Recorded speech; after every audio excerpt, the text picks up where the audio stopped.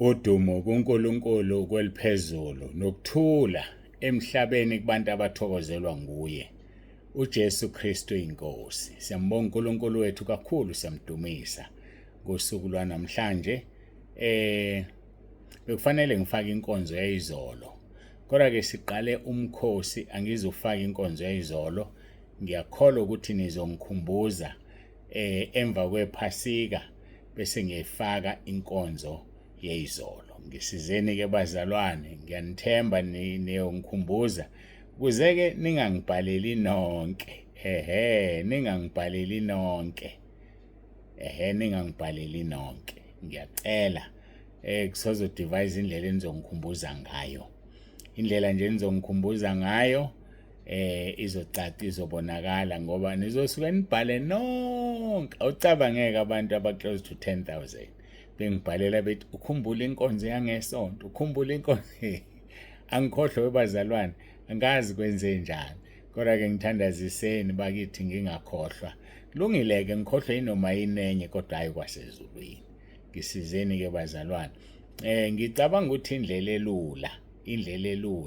Niyayazi inamba yami yokuvuma izono, anongibhaza khona, ningibhaze nje. Ngcono ukukhulunywa kuthiwe ningibhaze nabo abaningi, ningezukukhuluma ngizovele ngikhumbula abantu bangibhaza kangaka namhlanje. Ningibhaze ngomsombuluko, awuthi ngibo? Ya ngomsombuluko ngomsombuluko nje, price before 12. Hayi ke kusho ukuthi ngizobhazwa-ke ngomsombuluko 072 747 1533. Ngibhazwe nje ekuseni engakashayi u-12. Ngizobe sengikhumbula-ke mina, ningakhulumi, ubhaze nje, lubhaze ucingo bese uyalivala. Nomunye kanjalo inkonzo yangesonto mhla ka-22 sisenkandla, kufanele ngifake yona. Ngicela ungafaki-ke yona bazalwane, alikho elibi, kuphela ukuthi ke sigxile enkonzweni yokuzila ukudla. Sizoyifaka ku-YouTube namhlanje, siyagcina kodwa ngoba sifuna ukwaziwa emhlabeni wonke ukuthi sizila ukudla.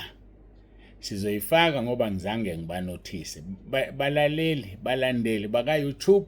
Hayi nisazoke nithi ukusikhohlwa. Uma ufuna ukuzwa ngey'nkonzo zokuzila ukudla, ngena ekhaya lezwi, ubhale igama lakho nesibongo, indawo ohlala kuyona nedolobho, uthumele ku-063 77 55 162 063 77 55 162.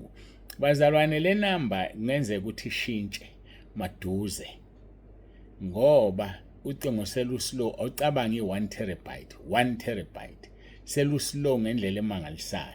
So angikwazi kuyi-transfer, ngoba ngiyi-transfer kuzocisha konke, noma ufuna kuhambe konke, nalo lengizolithenga luzoba slow.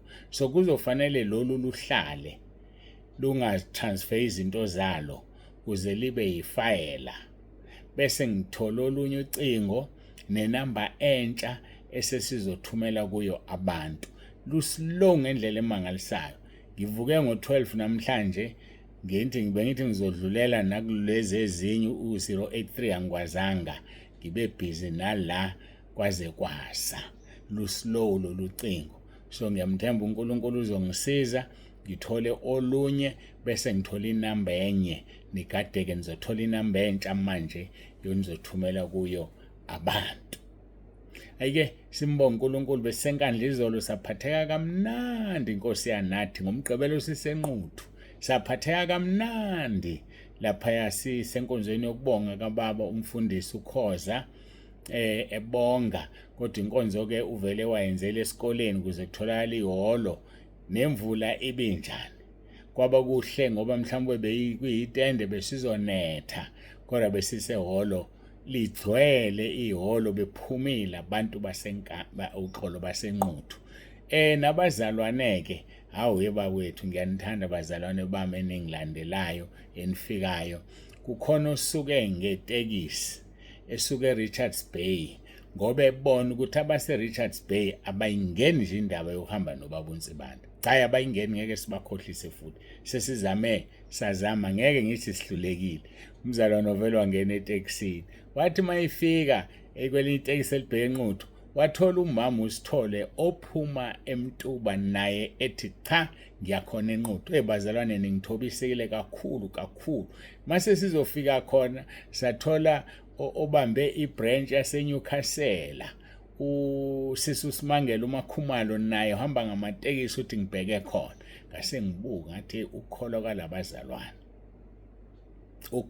kwalabazalwane kodwa kuJesu washo isahamba emhlabeni wathi umprofeti akabe umprofeti endaweni yakubo angazi-ke noma kufezeka amazwi kaJesu yini ngoba abantu base Richards Bay angazi noma ukuzithwala bathi sisendlunkulu noma bayini mina nganiqaphelisa ngathi bhekani ningabe abantu abangiphelezelayo kanti anizulwini ukuze ngimukelwe ngaphandle kuthiwe cha hayi umfundisi impela siyambona usuke unebandla eRichards Bay kanti niyangiphelezela qaphelani kodwa ngiyambonga yikho ngingamusho nje lo ogibela amatekisi esikhonza naye eRichards Bay wahamba ngoLesihlanu ehambela inkonzo ngomgqibelo kanti lo same umzalwane wagibela futhi ebheke le eMpumalanga hayi lo mzalwane uyangithobisa bese sibonga ke nobaba uSithole obegenqezela yedwa nje ngemoto yakhe wathi cha bangahlala abantu bangahambi eRichards Bay mina ngizohamba baba uSithole wafika ngempela wagcina sesiza labazalwane sebuyela nabemuva abafike ngamatekisi hayike baningi bekhona ngisho iTheku mfundisi uKhoza waseThekwini ubekhona enquthu abase Richards Bay duze kangaka awulutho ngaphandle kwalabo esengibabalile ngiyanibonga abazalwane nina enihambile uNkulunkulu anibusise akusho ukuthi nina imali eningi kodwa niyathandaza niguqa uNkulunkulu anikeze imali hayike kugcwele holo enquthu bephuma endaweni eziningi ngicela ungazibali ke zonke indawo bengibala laba ngoba kwabo bekubukeka kuhlukile notho ngathi ke lingasali belukhona madoda yazi abanye abantu bazakhela umqhele ufunda uLuka 8 mangaphazama uLuka 8 uthi obani ababehamba nenkosi uJesu angiyena kuJesu kodwa ngihamba naye ngigarante lokho ungigibele angiyena uJesu kodwa ungigibele so mangihamba naye khona bambonayo lo Jesu bathi ngeke ngisale uma ubabusisa abanye inkosi nami ngeke ngisale siyambonga uNkulunkulu ngani emabranchini amaningi ahlukene ayekhona represented noma engafikile ngobuningi bawo siyambonga uNkulunkulu kakhulu uNkulunkulu ke unika imali umuntu oyisebenzisayo kodwa umuntu ohlala ecomplain anginamali mina anginamali uyohlala ungenamali zefika usuku lokuhamba emhlabeni kodwa lo othi anginamali kodwa endaweni ethile ngiyaya Nkosi wena uzobona ukuthi ngiya kanjani yilaba kazobanika imali yokuya la befuna ukuya khona ayike angidlule lapho bekukubonga nje ngijabula kakhulu befikile abantu befikile abazalwane nothongathi belimelelekile izolo enkandla kwaNxamalala kukhona nomama uNdlunkulu wesizwe sakwaNxamalala abangena ku YouTube bazomthola bambonile umama uNdlunkulu kukhona ke netukuthwane eziningi ebezikhona siyambonga uNkulunkulu ngendlela emangalisayo hayike asingene enkonzweni ngitheke sizokhuluma ngomkhosi sikhulekela ke iPhasika siqala namhlanje insuku ezu10 kodwa ke ngizoqala lapha ngevesi silijwayele Matthew chapter 6 verse 16 kuya ku18 sizobe sesinaba ke ngomso uNkulunkulu masigcina sesibheka ke ukuthi ubani uNkulunkulu azosambulela yena ekufanele sixoxe ngokuzila kwakhe ukudla wakuzila kanjani ukudla izinsuku ezingaki wazuzani hayi ngoba uyazuza ayike nokho ake ngigoqe ngikhuleke ngingageqa amagule engathi ngiyemuka kanti vele ngizokwemuka very soon sengizohamba mina usaleke wena ngokulindele ezulwini uJesu Kristu inkosi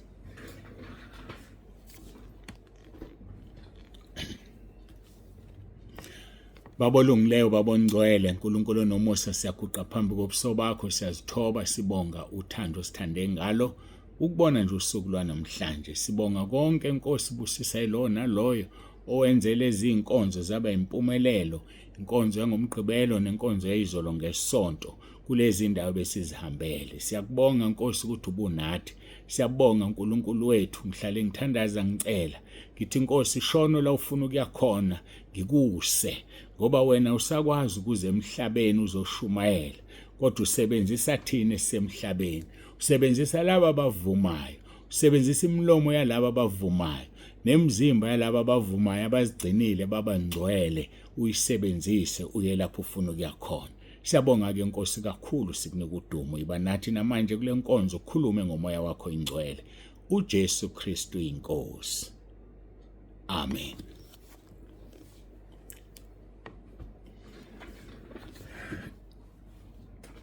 Siyambonga uNkulunkulu wethu kakhulu bangcwele, siyamdumisa. Siyamdumisa. Ufunda ke Matthew chapter 6 from verse 16 to 18. Futhi nxa nizila ukudla, ngiyabuya kulelo gama. Ninganyukumali njengabazenzisi, ngokuba bona banyakamisa ubuso babo ukuze babonakale kubantu ukuthi bazilile. Ngiqinisile ngithi kini sebewamukela umvuzo wabo. Kepha wena nxa uzila, gcoba ikhanda lakho, geza ubuso bakho. Verse 18. Ukuze ungabonakali kubantu ukuthi uzilile, kodwa kuyihlo osekusithekeni noyihlo obone kusithekeni uza kukuvuza. Siyambonga kuNkulunkulu wethu kakhulu, siyamdumisa ngalelizwi asinikeza lona manje. Ngizama ukukhanyisa ilight ezokhanyisa kakhulu la eBhayibhelini la, ngifuna iya reflector lapha. Kusho ukuthi ufuna ngiyitishe, iyasona isithombe sami sika YouTube, so ngizovele ngiyitisheke ngiyeke kanjalo. Angazi noma ifoni yona izokwazi ukwenza lo msebenzi, ngenxa ukuthi liguqubele lifuna ukuna umnyama la endlini, akukhanyi ngendlela efanele.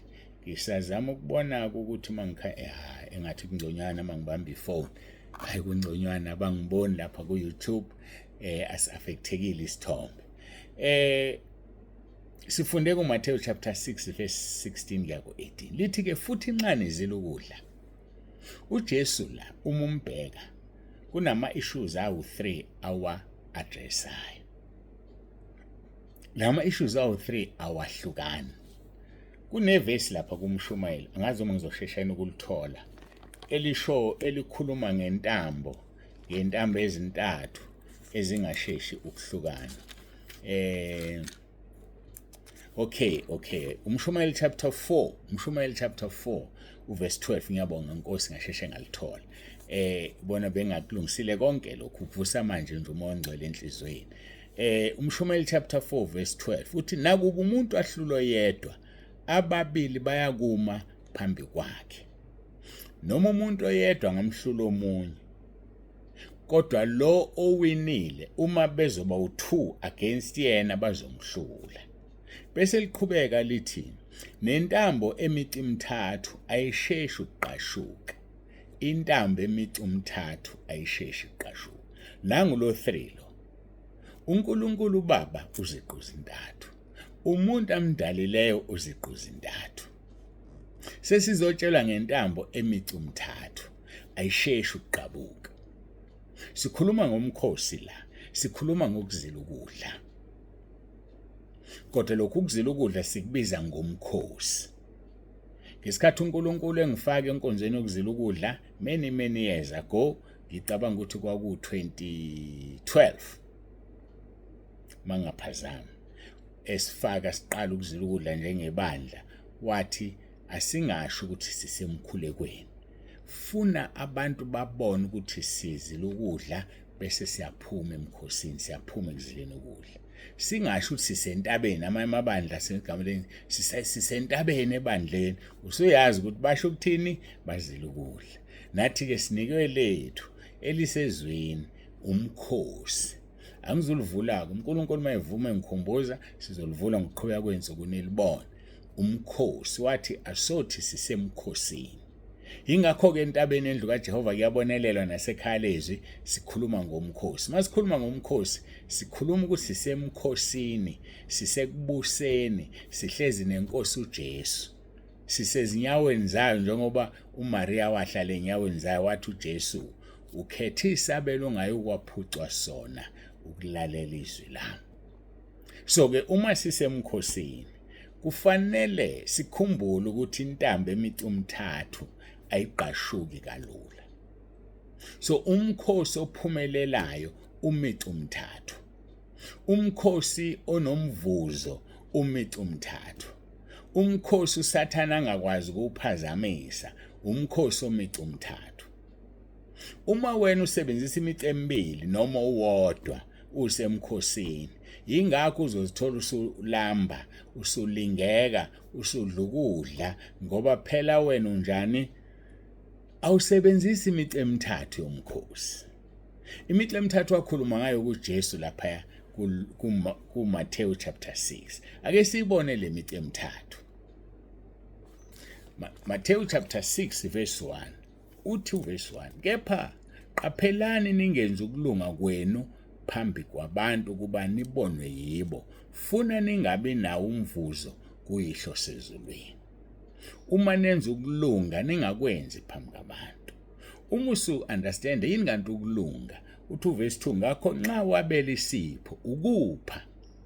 Intambo yokuqala leyo ezintambeni ezintathu ezemicumthathu. Yabela isipho yipha. Bese ugijimela kuverse 5. Uverse 5 uxhuma kuverse 1. Nalapho nikhulela and as you pray nikhuleka. So number 1 ukupha manenza ukulunga. Number 2 nalapho nikhuleka ningabi njengabazenzisi. Mawusiya ku16 selithi ke futhi nxa nizila. Usiyabona ukuthi kuthathu lokho. Ngoba uma usuka kuverse 1 uya ku4 kusachazwa ukupha. Usuke kuverse 5 uye ku15 kuchazwa umkhuleko. Bese usuka ku16 uye ku18 kuchazwa ukuzila ukudla. So ke intambo emicumthathu le. So uma uzila ukudla ungazili ukudla kuphela, thandaza ukuze uSathane angakushayi ukuzila kwakho ukudla. Oyimucu wesithathu yipha abampofu noma abakampofuke yipha. Musuncishana sikuzoze kubola ukudla efrijini bekhona abantu abalambile yipha. Lithi ke kepha qaphelani ningenza ukulunga kwenu phambi kwabantu. So mawupha musukumemezela musushaya icilongo. Ngakho nxa wabela isipho ungakhalisa icilongo phambi kwakho njengalokhu kwenza abazenzi emasinagogeni nasemgwaqeni kuba badunyiswe ngabantu. Ngiqinisile ngithi sebewamukela umvuzo wabo. So mawenza into bese uyamemezela usuwamukela umvuzo wakho. Mawupha umuntu bese utshela abantu ukuthi uphusi bani okuthize usuwamukela umvuzo ngeke sawuthola ezulwini. Bese lithi nalapho nikhuleka ningakhuleki kuba nibonwe ngabantu abakhuleka enhlanganweni zemigwaqo uthi ngifunde nalapho. Njengabazenzi ngoba bathanda ukukhuleka beme emasinagogeni nasezinhlanganweni zemigwaqo zizindlela ukuba babonwe ngabantu. Mawungalinakile leli lishaya ukukhuleka umile enkonzweni bame semasinagogeni umile enkonzweni yakhuleka ngoba ufuna ukubonwa ngabantu. Hey madoda, lifihlakele lelizwi besingaliboni yonke leminyaka up until 3 years ago or 4 years ago safundisa ukuguqa. Nalapho nimile emasinagogeni. Hawe madoda, asithandazeni siguqe sithandaze siguqile. Lithi ke ngiqinisile ngithi kini sebewamukela umvuzo wabo verse 8. Kepha wena nxa ukhuleka ngene ekamelweni lakho. Uthi usuvala umnyango wakho ukhuleke kuyihlo sekusithekeni noyihlo obone kusithekeni uza kukuvuza.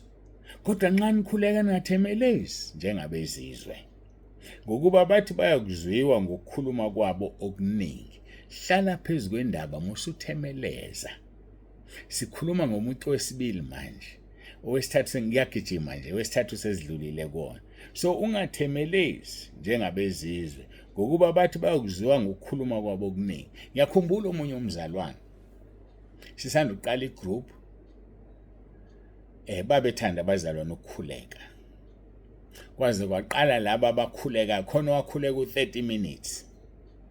wathi angufaka umkhuleko wakhe ngathi mangithandaza wathi uNkulunkulu ungawufaki kuzongena umoya wokuthemeleza ekhaya lezwi kanti umoya wokuthemeleza akawufuni ngoba nje bezokhuleka u30 minutes khona uzothi mina ngiyakwazi ukukhuleka i-hour nginganqamuki mawusumlalela kahle ukuthi uthini uphinda amagama so akafuni uNkulunkulu sithemeleze sase siyayivala ke imithandazo ebifakwa ekhaya lezwi kanti abantu bafuna ukuvela ukuthi bangobani bafuna ukuvela ukuthi bathandaza isikhathi eside kangakanani savalwa ke sokimkhuleko ayisekho edwele ithunyelwe nje ngoba vele kwakuzongena umoya wokukhuleka ongekho wrong kodwa umbuzo uthi uma laba abantu ngikhuluma ngegroup yakho nje enabantu aba over 900 bekhuleka bonke ubani uzolalela umkhuleko womunye amafoni azofreeza 900 messages engena ocingweni lwakho lunespace esingakanani kimina ke ama group awu11 awu10 na over 900 noma ekhona ngaphansi bese kuzoba ugroup 2 no ugroup 11 onabantu abawu200 onke angena efonini yami sizofa phela ikhalezwe wavaya wathi uJesu ayivalwe umkhuleko imini engizokhuleka imini engikhona umama uNtsibande naye ngesikhathi sakhe senkonzo yakhe ngale kwalokho thina sonke siyathoba silalele uze amafoni ethu akwazi ukukuthwala so ke uma ukhuleka ungathemelezi ngengizwa abanye betsakelana athi umnye mina ngithatha isikhathi esi mina ngiyawuthatha ngo15 minutes ngikhuleka nganqamuki uyencoma ukuthi ukhuleka thina sifuna ukwazi ukuthi uyaphendulwa yini uyaphendulwa yini uyalikhuleka i-hour kuhle uyayithola yini impendulo ye-hour khona ukuthi uqale phi usakhumbula yini noma uyahema nje we kuthiwa singathemelezi bafowethu yazi umkhuleko weminute 60 seconds unamandla ngendlela emangalisayo uma into oyikhulekayo uyazi futhi uxhumene noNkulunkulu asidluleke ukhulunywa ngomkhuleko silake kuverse 16 futhi nxa nizila ukudla intambo yesithathu ninganyuka umali njengabezenzisi ubuso bakho abusuthukuthela ubuso bakho yena manje ube right mawusukhala ukhale wedwe kamelweni usuthandaza mawupha umuntu umuphe nje ungathi angikudingi ngibona ukuthi kuzobola ngoba mina ngisesemkhulekweni usuphumile emkhulekweni usuphumile emkhosini make wazi nje omunye umuntu usemkhosini usuphumile so ke sike sayifundisa lento kakhulu uma sisaqala igroup ngayilo ngiyifaka inkonzo ngase ngabosi angizifakanga this time around nangoJanuary ngoba kunenkinga kulezi inkonzo endala igroup yayisencane ngangiye ngithi ngazise uma ungena emkhosini so ngangikumanage ababengazisa abantu bela ko 300 200 bengena emkhosini so njengamanje noba igroup inabantu aba over 10000 mhlawumbe kulo 10000 ngiyalinganisa mhlawumbe u6000 noma u5000 usemkhosini mabonke bengitshela izofreeza phela amafoni ami so kungabusangitshela so sengibonda ke ngiyeke lezi yankonzo uNkulunkulu mayisipha ithuba so zakha ezingase nakho lokho ngoba kusemqoka ukufundisa abantu ukuzila ukudla so mawuzila ukudla utshela umuntu uma usekhaya ke amakhaya awafani khona lamakhaya ukuthi mase isikhathi sokudla wonke umuntu uhlala phansi adle awuna double lapho ke lapho kufanele umbikele umama wakho kuyena oniphakelayo noma ubikele noma wena ophakayo uzobonala ungasahlali batshele nje ekhaya usubatshela ayiphumike le ndaba iphelela la ngimtshela ngoba sine culture la ekhaya yokuhlala phansi sidle kodwa uma ingekho iculture yalokho akekho ozotshela omunye ngaphandle kokuthi ophakayo sifuna simhloniphe simtshele makuthi kuphaka umuntu oyedwa phakele zonke izingane kufanele usho mama ngicela ungangiphakeli uyozwa ngami ukuthi ngizodla nini afunde kwezakhe ukuthi usemkhosini baba awuna double lapho ngoba uyaphakelwa ekhaya tshela unkosikazi wakho okuphakelayo mama wekhaya angizokudla akusona isono leso kunokuthi aphaka umuntu wabantu ukudla uyakufica kuselokhu kunjalo ngoba uthi uzophuma emkhosi cha ngeke uphume emkhosini ngabantu basekhaya kodwa nabo badonse ngendle bangahambi bememezela asimemezele ukuthi sisemkhosini ingakho masingena emkhosini siyaphuma ku YouTube So ke ngithe ngoba uYouTube angunotifyanga inkonzo yanamhlanje igeneral yebo bazowazi semkhosini kodwa kukho abazokwenza phanda ukuthi basijoyine nabo bangene ekhaya lezwi ngenani ekhaya lezwi kuYouTube ngoba ngeke nisasithola for the next 10 days sisemkhosini asiphumi ke ngoba siyanotice neingxenye yethu kahle hle kodwa ngoba asinazi noma niyangena noma ningeni mawuthanda futhi ungangena emkhosini ukhona kuYouTube alikho icala kodwa zizokulahlekela ke lezi inkonzo bekuyoba kuhleka ukuthi uvele ungene ku063 7755162 usho ukuthi ucela ukungena ekhaya lezwi usho igama lakho isibongo indawo nedolobha lakho obviously inamba yakho izobe ikhona ngoba uzobe ucommunicate ngayo uzobe usitshela ngayo kakhulu sojabula ke uma ukuthi ungena emkhosini kuma kuba uqalile awudlanga namhlanje ngoba mawudlile namhlanje ngeke ukwazi ukuthi uhambisana nathi ngomkhosi wena usuyiqalelo wakho nje siyambonga kuNkulunkulu kakhulu angithanda uku-encourage amaphilisi kodwa wayisona isono so uma ubuka u10 days wethu mangaphazame uphela ngomhla ka1 u10 days wethu awuthi ngijimisa amehlo nje ngibheke lapha ekhalendeni masithi 1 to 8 9 10 yebo u10 wethu uphela mhla ka1 mhla ka2 uqala iphasika nizobe senidrive nizaneno so ingakho ke ngizonika le tip hamba echemist thenga amaphilisi eDario awadingi prescription bese kuthi ngomhla ka10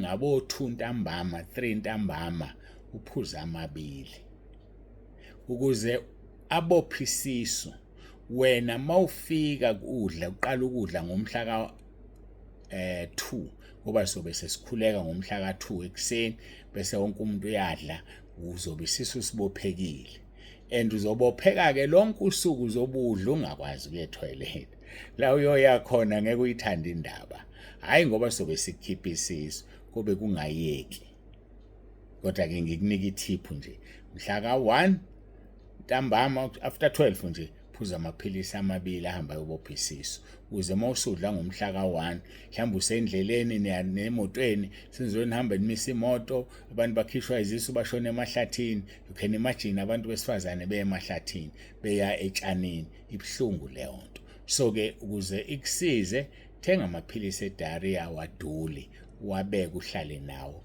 mhla ka1 after 12 waphuza bemabili ayolokha isisu then mhla ka2 ke uze phasikeni awusenankinga ngenzeka nangomhla ka3 ngeke uye futhi etoilet uzoye mhla ka4 ma kukusisakho ke singaqinile kakhulu uya mhla ka3 kodwa uyobe singakhiphi kodwa khona uyobukhipha lento obusuyifakile ungakwazi ukuyikhipha sidluleke benginika itip nje ngoba ngeke sinithande sekuthiwa nihambe kabuhlungu endleleni nami akukho bengakwenza makuthiwa 10 days angiqale njengoba ngiqalile uqale namhlanje ngomsombuluko uphela ngomhla ka1 so usoqala ukudla umhla ka2 ngakho ke sicabangele angidluleke lapho siqedele la bese siyakhuleka futhi nxa nizile ukudla ningavinyokumali njengabazenzisi ngokuba bona banyakamisa ubuso babo ukuze babonakale kubantu ukuthi bazilile so wena unganyakamisa ubuso futhi ungakhulumi kumuntu ngaphandle wala bese ngibashilo umfundisi wakho nalo ke ilungelo lokumtshela nje noma yinini angisakhulume lo mkhosi noma yinini babuntsibande noma umfundisi wami ebandleni lami ngingena emkhosini ngenxa lokhu nalokhu ngicela ungithandazise kuhle lokho akulona icala futhi awuphume emkhosini ngoba kahle kahle umfundisi wakho ukhiye ukuthi uthole lento oyifuna khumbula umama uHana wakhuleka ethempelini kunyakaza ini indebe zomlomo kuphela wakhuluma umama uHana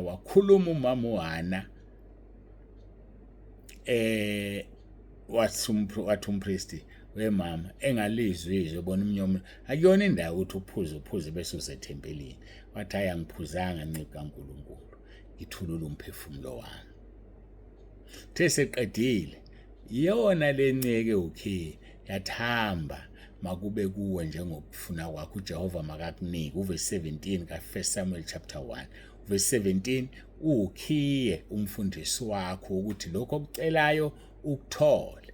Angisho ukuthi ngitshele ngasonke isikhathi manje emngosini, bengixoxela nje ngidlula ukuthi ukhiye umfundisi wakho. Manje selikhiphe ngomlomo wathi uJehova makakunike njengokucela kwakho, useqedile. Thina akasasho ukuthi uJehova, sesithi inkosi uJesu Kristu makakunike njengokufuna kwakho, udumo luye kuJehova uBaba ekhaya ezulwini. Ngakho-ke indaba-ke ihamba kanjalo. Mhlawumbe lenkonzo sobe ngenxa yokufundisa kwayo, mhlawumbe njalo masiqala umkhosi omude soyifaka. Kusho ukuthi-ke ningabe nisakunaka-ke wena uyoyilalela uqala ukuyilalela, ngoba khona abantu abasazongena bayoyizwa ithi iphasika u10 days wethu, iphasika longumhla ka2 April. Athi hawu waqamba manje umfundisi engani iphasika lingedate. Sikhuluma kunyaka ka2026. Lenkonzo eka2026. Namhlanje ziwu23 kuMarch. Kodwa ke siyoyifaka ngenhloso ukuthi ungawanaka ama dates. Naka wena isifundiso esitholakalayo ngokuzila ukudla ngemici emithathu ukupha. Kufuneka umuntu ozila ukudla aphe ngesikhathi esazila ukudla.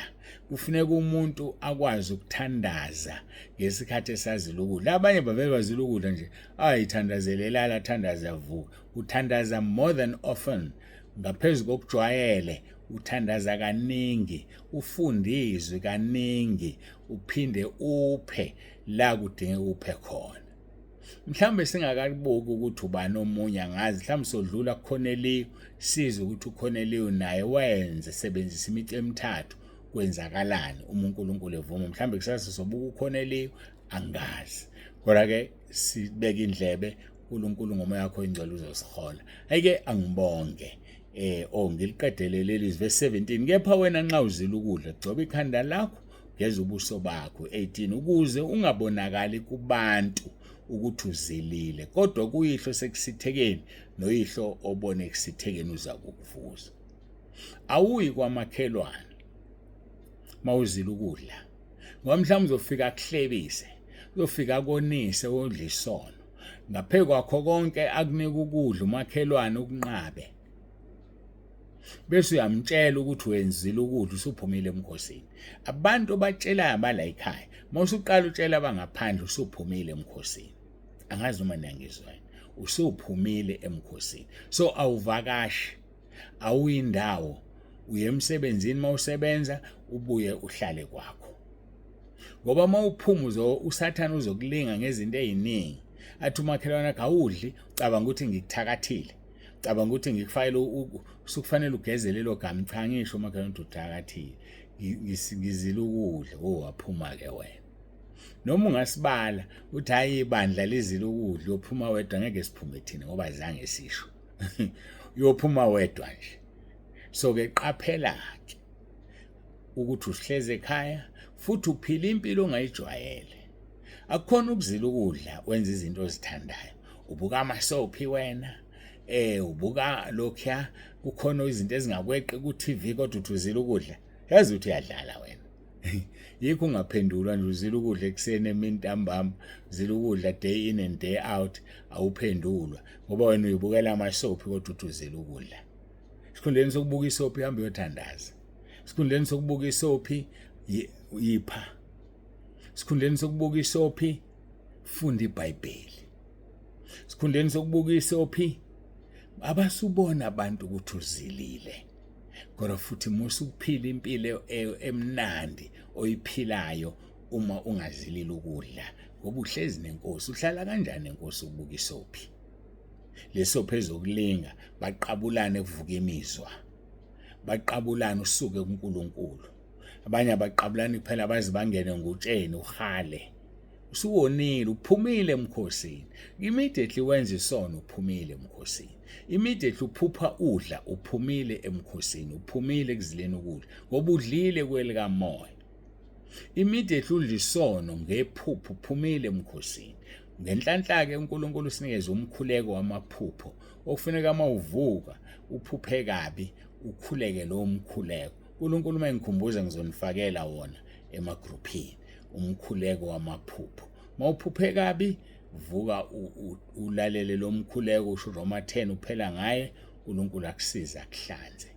Ayike ngicabanga ukuthi okusemqoko okukhulu ngokuzila ukudla ngikukhulumile, ngikho ngithi le nkonzo mhlambe soyihlala sifake, uNkulunkulu mayivuma nimake nigcine nibe nayo, noma uyingenele emkhosini wakho wedwa ka40 days noma okabani isebenzise. Nomkhuleko wasekuseni neminye imkhuleko esayikhuleka singena emkhosini isebenzise, izokunika umdlandla nalo waya singena ku21 days ka2026 noma u2025 noma yinini, imkhuleko ungahlukani nayo izokulekelela endleleni. Siyambonga uNkulunkulu kakhulu, ngicela ukuthandaza ibe yinde lenkonzo ngamabomu, ngoba ngifuna ibe yodwa, ibe isifundiso, isize nalaba abaku YouTube, ngoba asisezusebenza ngo-YouTube for the next 10 days noma for the next 9 days.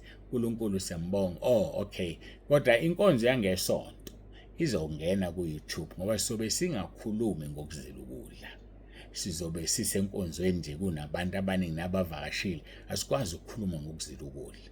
So-ke inkonzo yangesonto ngokugcinwa inkosi mayisigcinile nizoyithola live uma inetwork ivuma, ngoba kuyenzeka inetwork ingavumi bese senza ivideo si-uploade ngesinye isikhathi. Jesu Kristu inkosi, uJesu Kristu inkosi. Ngiyacela sithandaze, siguqe, sithobeke phambi kaNkulunkulu wethu.